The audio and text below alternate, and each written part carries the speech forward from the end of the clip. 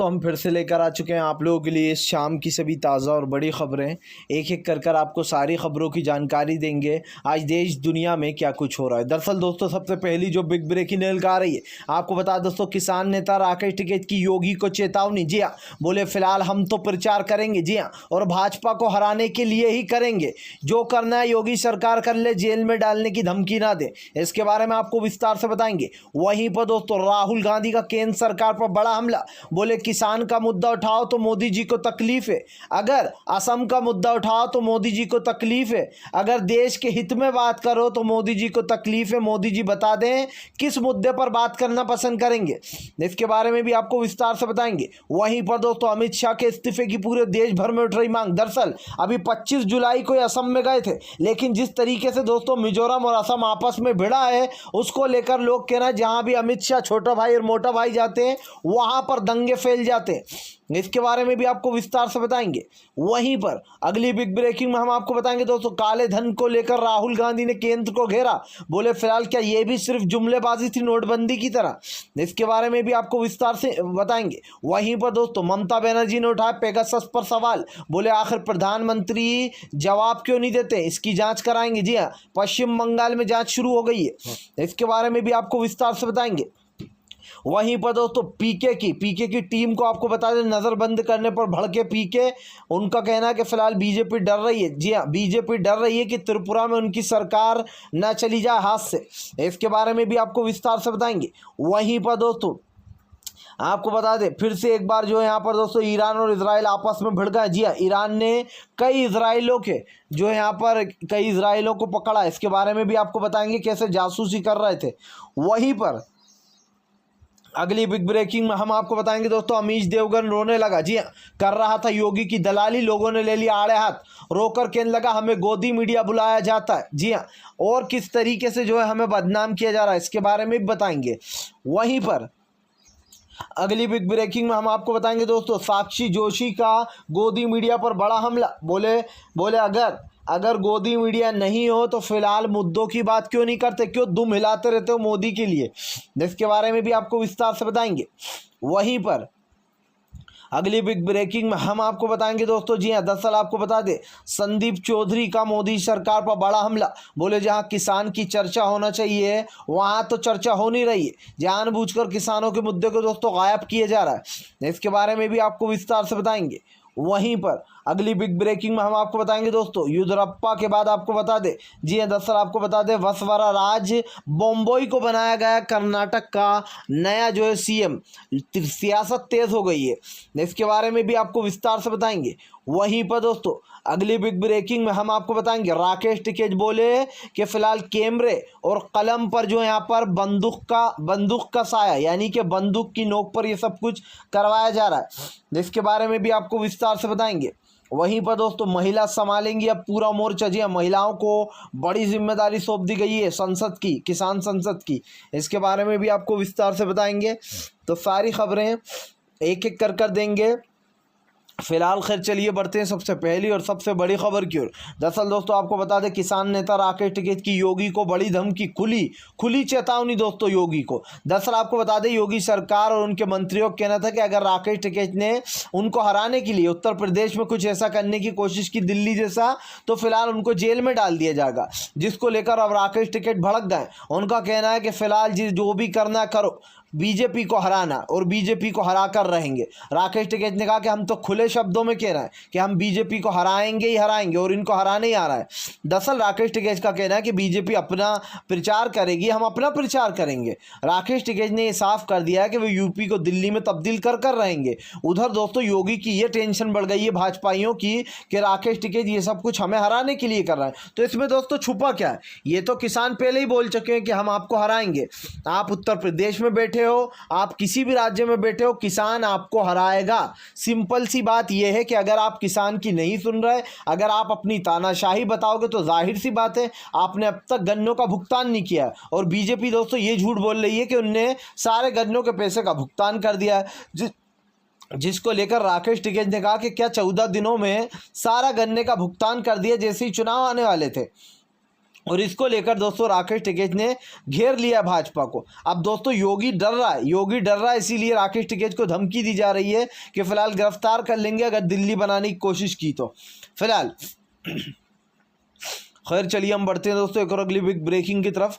बता दोस्तों अगली जो बड़ी खबर निकल कर आ रही है आपको बता दोस्तों, फिलहाल राहुल गांधी भड़के फिर से एक बार मोदी पर उठा दिए कई सवाल। दरअसल दोस्तों राहुल गांधी का कहना है कि प्रधानमंत्री नरेंद्र मोदी से पूछकर जो है अब राज्यसभा में वो सवाल उठाया करेंगे। राहुल गांधी का कहना है कि प्रधानमंत्री नरेंद्र मोदी को किसान मुद्दे पर बात नहीं करनी है।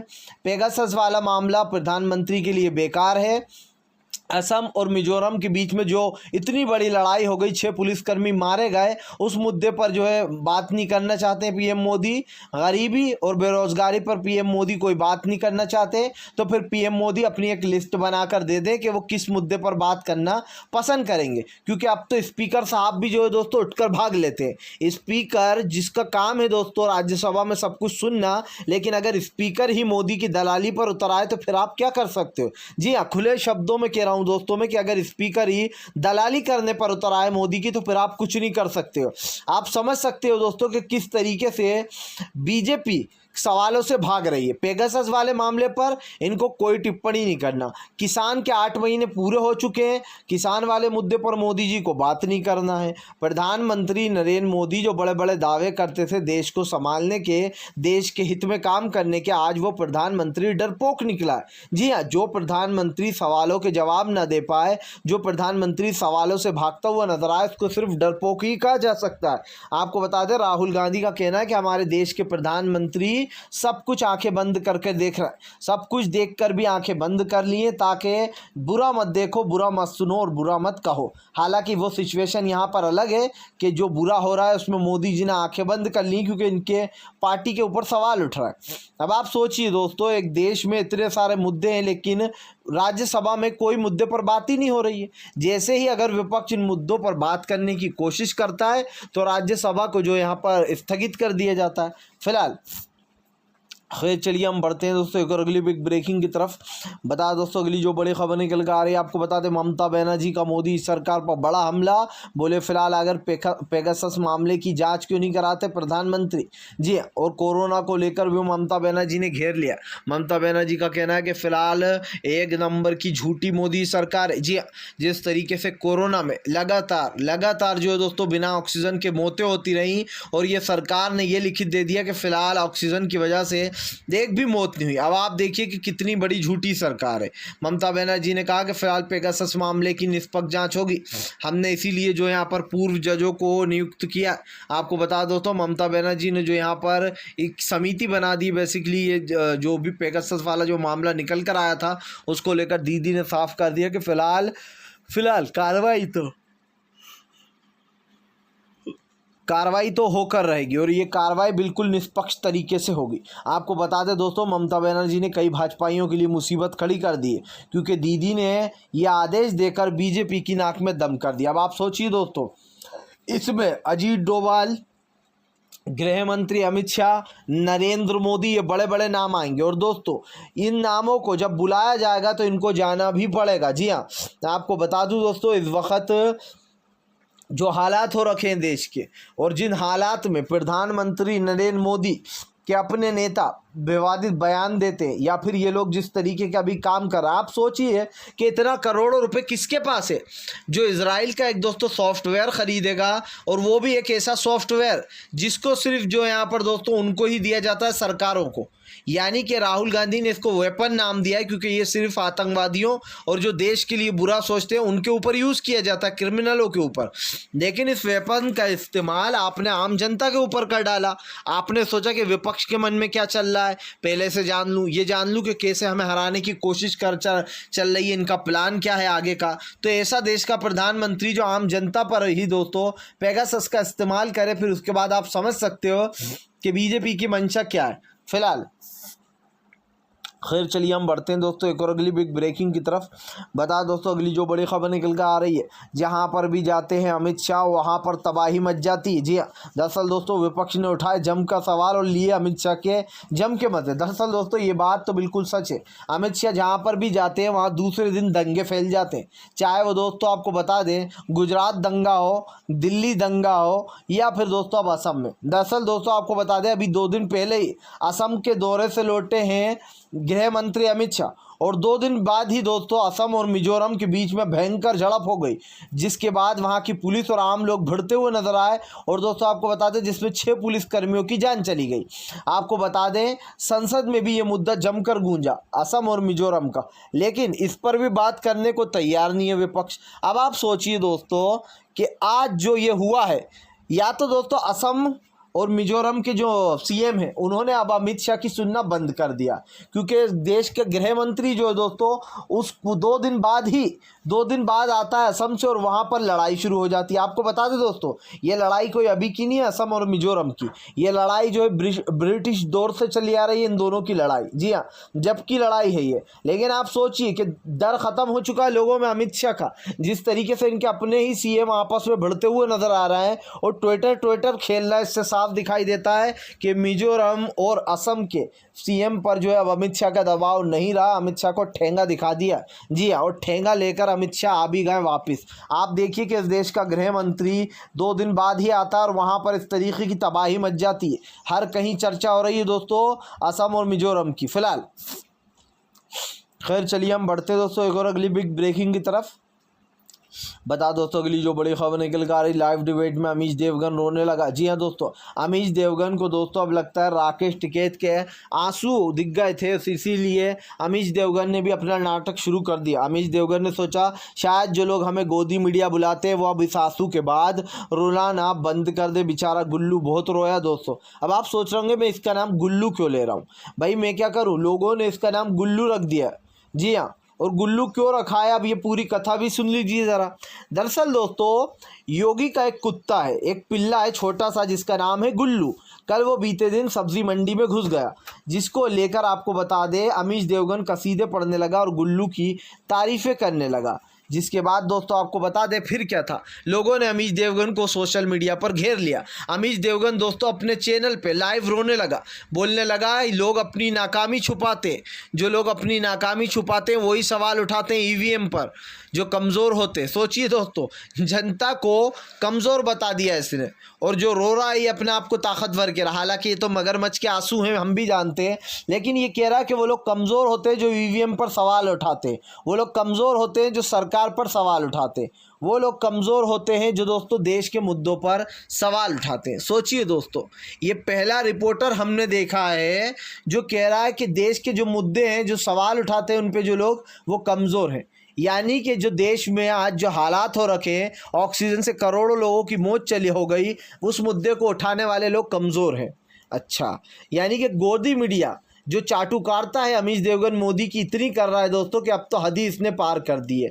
अब लोग जो है यहाँ पर मोदी सरकार के कार्यकाल पर भी सवाल ना उठाएं, क्योंकि अमीश देवगन की नज़र में वो लोग कमज़ोर हैं। दरअसल कमज़ोर वो लोग नहीं है जो सवाल उठाते हैं, क्योंकि उनमें हिम्मत है दोस्तों। वो लोग जानते हैं कि हमारे ऊपर राजद्रोह लग जाएगा, हमारे ऊपर FIR दर्ज हो जाएंगी, तो वो लोग दोस्तों सबसे मजबूत है। जो लोग आज इस सरकार से हाल ही में सवाल पूछ रहे हैं और इस सरकार से सवाल पूछने की हिम्मत रखते हैं, वो लोग कायर है दोस्तों। जो मीडिया में होकर भी मोदी की दलाली कर रहा है, वो लोग कायर हैं। जो लोग मोदी के आगे घुटने टेक चुके, वो मीडिया दोस्तों पूरी कायर है, जो मोदी की जो है यहाँ पर मोदी की असफलता पर भी जो है यहाँ पर झंडे लहरा रही है मोदी के नाम के। तो दोस्तों कमज़ोर लोग कौन है ये मैंने आपको बता दिया, ये है गोदी मीडिया।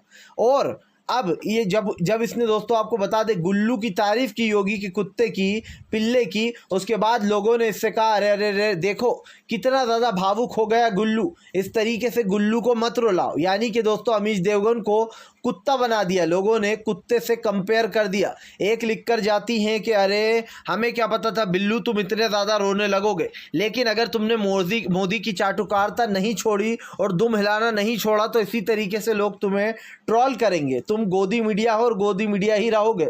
उधर दूसरी तरफ दोस्तों आपको बता दें जो है यहाँ पर लगातार जो यहाँ पर घिरता चला जा रहा है संदीप चौधरी बोल रहा हूँ कि यहाँ पर अमीश देवगन। उसके बाद दोस्तों आपको बता दें साक्षी जोशी जो है, जिनकी अभी में जो है वो भी कराई गई जासूसी। साक्षी जोशी ने कहा कि फ़िलहाल हमें क्या पता था, हम भी तो मुद्दों की ही बात कर रहे हैं कि तुम जो है मुद्दों पर बात करो, लेकिन तुम जिन्हें कमज़ोर बता रहा हो असल में वो बहुत मजबूत है, क्योंकि वो तुम्हारी तरह मोदी की दलाली नहीं करते, मोदी के सामने अपनी दुम नहीं हिलाते अमीश देवगन। जी हाँ, तुम गोदी मीडिया और गोदी मीडिया ही रहोगे। अब सोचिए दोस्तों, गुल्लू बना दिया लोगों ने और गुल्लू नाम दे दिया, यानी कि जो योगी के कुत्ते का नाम है वो अब अमीश देवगन का नाम रख दिया गया और सबने गुल्लू के कहकर कटाश भी कसे। अब आप सोचिए दोस्तों, एक पत्रकार की तुलना कुत्ते से कर दी। हालांकि दोस्तों हम इसका निंदा करते हैं, किसी पत्रकार को कुत्ते से नहीं मिलाना चाहिए, लेकिन ये बात दोस्तों गोदी मीडिया को समझना होगी कि मोदी की दलाली करोगे तो फिलहाल देश दुनिया में इसी तरीके की छवि बनेगी और लोग तो इसी नाम से पुकारेंगे तुम्हें। जी हाँ, मीडिया पूरी तरीके से दलाल बन चुकी है फिलहाल। खैर चलिए हम बढ़ते हैं दोस्तों एक और अगली बिग ब्रेकिंग की तरफ। बता दोस्तों अगली जो बड़ी खबर निकल कर आ रही है, आपको बता दें फिलहाल राहुल गांधी भड़के, मोदी सरकार खड़े कर दी कई सवाल। राहुल गांधी ने दोस्तों पूछा कि फिलहाल मोदी सरकार पूरी तरीके से फेल हो चुकी है। आखिर मोदी सरकार ने जिस काले धन का वादा करा था, जिस काले धन के बड़े बड़े प्रवचन दिए थे, वो आज भी स्विस बैंक में जमा है। लोगों के काले धन को लेकर दोस्तों राहुल गांधी ने सवाल उठा दिए। राहुल गांधी ने बीजेपी के नेताओं से पूछा कि क्या हुआ उस काले धन का जो दोस्तों स्विस बैंक में अकाउंटों में जमा है, जिसको लेकर दोस्तों बीजेपी के नेता ने कहा कि फिलहाल सरकार के पास इसका कोई डेटा नहीं है कि फिलहाल कहाँ कितना काला धन जमा है। जिसके बाद राहुल गांधी ने सवाल खड़े करते हुए कहा तो क्या इसका मतलब ये भी मान लिया जाए कि ये भी जो है यहाँ पर नोटबंदी की तरह सिर्फ जुमलेबाजी थी। यानी कि दोस्तों राहुल गांधी ने नोटबंदी को भी जुमलेबाजी बताते हुए जो है मोदी सरकार के ऊपर सवालों का बौछार कर दी है। इससे साफ दिखाई देता है दोस्तों कि राहुल गांधी मुद्दों पर बात कर रहा है और प्रधानमंत्री भागते हुए नजर आ रहा है फिलहाल। खैर चलिए हम बढ़ते हैं दोस्तों एक और अगली बिग ब्रेकिंग की तरफ। बता दोस्तों अगली जो बड़ी खबर निकल कर आ रही है, आपको बता दें फिलहाल यूपी के प्रचार से पहले किसानों का दोस्तों बड़ा प्लान। जी हाँ, यूपी में किस तरीके से बीजेपी को हराएंगे ये प्लान दोस्तों किसानों ने बना लिया। दरअसल दोस्तों किसान जो है बीजेपी वालों को गांव में घुसने नहीं देंगे प्रचार करने। अगर गांव में घुसेंगे तो इनको दौड़ाकर भगा दिया जाएगा। दूसरा दोस्तों राकेश टिकैत जो है पूरी यूपी को दिल्ली में तब्दील करेंगे, ये उन्होंने पहले ही बता दिया था। राकेश टिकैत ने ऐलान कर दिया कि हम भी जो यहाँ पर बीजेपी के साथ साथ प्रचार करेंगे। अगर बीजेपी ने जो है यहाँ पर किसी को भी परेशान करने की कोशिश की तो फिलहाल बीजेपी घिर जाएगी। आपको बताता चलूँ दोस्तों, इस वक्त बीजेपी के खिलाफ पूरी तरीके से मैदान में उतर चुके हैं राकेश टिकैत ने साफ कर दिया है कि फ़िलहाल वो बीजेपी के ख़िलाफ़ है और बीजेपी के ख़िलाफ़ ही रहेंगे। आपको बता दूं दोस्तों लगातार भारतीय जनता पार्टी के ख़िलाफ़ जिस तरीके से ये मोर्चा खोला है राकेश टिकैत ने, इससे साफ दिखाई देता है कि बीजेपी की उल्टी गिनती शुरू हो चुकी है।